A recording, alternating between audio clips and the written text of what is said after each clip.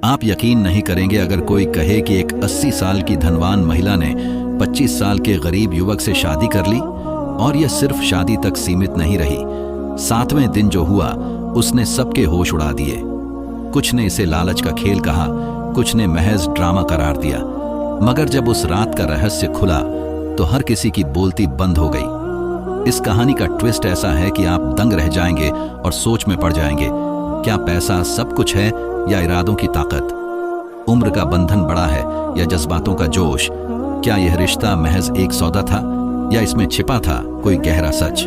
आइए इस अनसुनी सस्पेंस से भरी कहानी को आखिर तक जानें, क्योंकि जो आपको दिखता है हकीकत उससे बिल्कुल अलग है। शिमला की ठंडी वादियों में बसी एक कहानी जो पैसे, बदले और प्यार के बीच का सच सामने लाती है। यह कहानी है विकास शर्मा की, एक 25 साल के नौजवान की, जिसके कंधों पर जिंदगी का भारी बोझ था। विकास के पिता के गुजर जाने के बाद उसकी मां सुनीता एक गंभीर बीमारी से जूझ रही थी।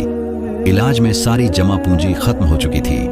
उसकी छोटी बहन राधिका स्कूल में पढ़ रही थी, लेकिन फीस और किताबों का खर्च विकास के लिए पहाड़ जैसा था। इतनी कम उम्र में विकास का चेहरा थकान और चिंता की लकीरों से भर गया था। आंखों के नीचे काले घेरे और कर्जदारों का रोज का तगादा उसे तोड़ रहा था। एक दिन शिमला के माल रोड पर एक छोटी सी चाय की दुकान पर विकास सिक्के गिन रहा था। तभी उसकी नजर एक बुजुर्ग महिला पर पड़ी जो उसे दूर से देख रही थी। वह कोई साधारण औरत नहीं थी, सावित्री देवी, शिमला की मशहूर बिजनेस वुमन, जिनके होटल और रियल एस्टेट का कारोबार पूरे हिमाचल में फैला था।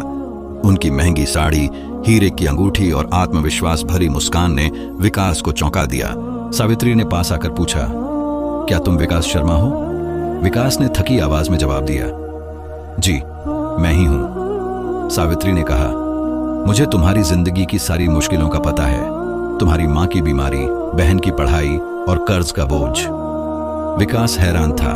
उसने पूछा, आप कौन हैं और मेरे बारे में इतना कैसे जानती हैं? सावित्री ने मुस्कुराते हुए कहा, अगर तुम चाहो तो मैं तुम्हारी किस्मत बदल सकती हूं, लेकिन इसके लिए एक कीमत चुकानी होगी।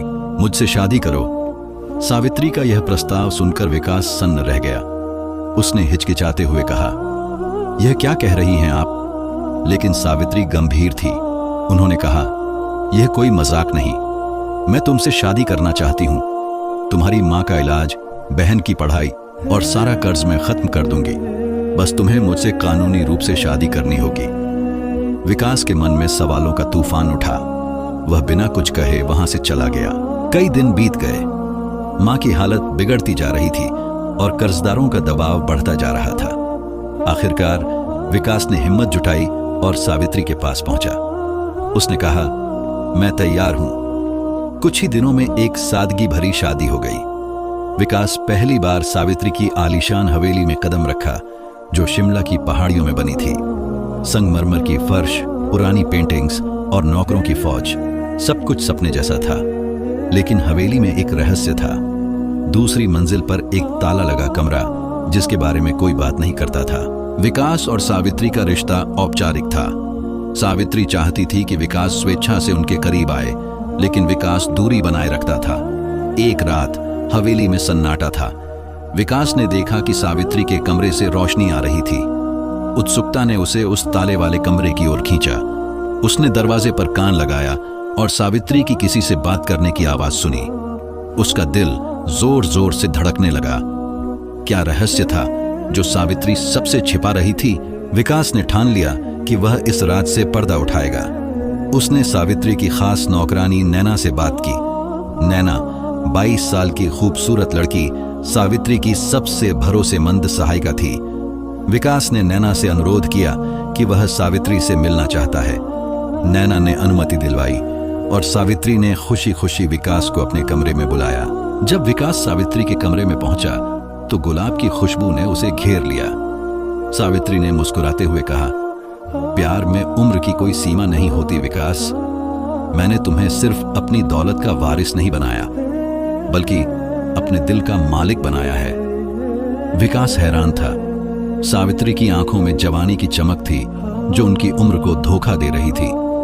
विकास ने उनका हाथ थामा और कहा, मुझे माफ कर दो, मैंने तुम्हें गलत समझा।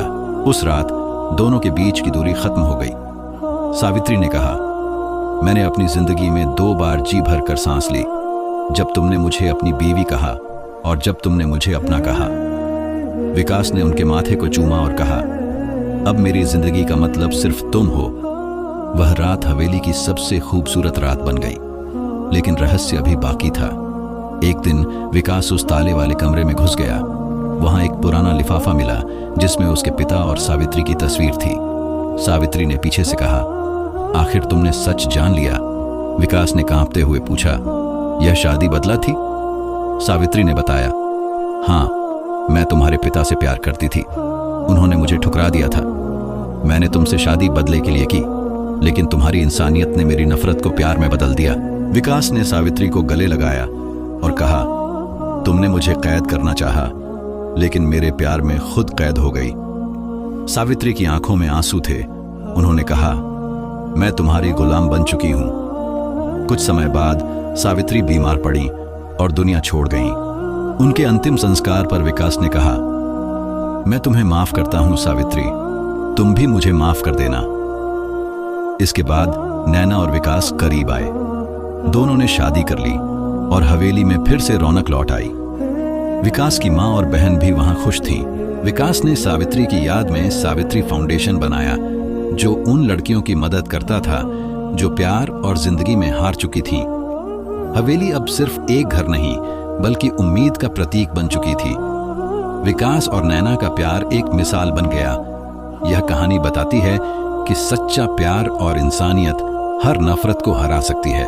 अंतिम संदेश, दोस्तों, अगर यह कहानी आपको पसंद आई तो इसे अपने दोस्तों और परिवार के साथ शेयर करें। ऐसी ही भावनात्मक और प्रेरणादायक कहानियों के लिए हमारे चैनल को सब्सक्राइब करें और बेल आइकन को ऑल पर सेट करें। आपका साथ हमारी ताकत है। धन्यवाद।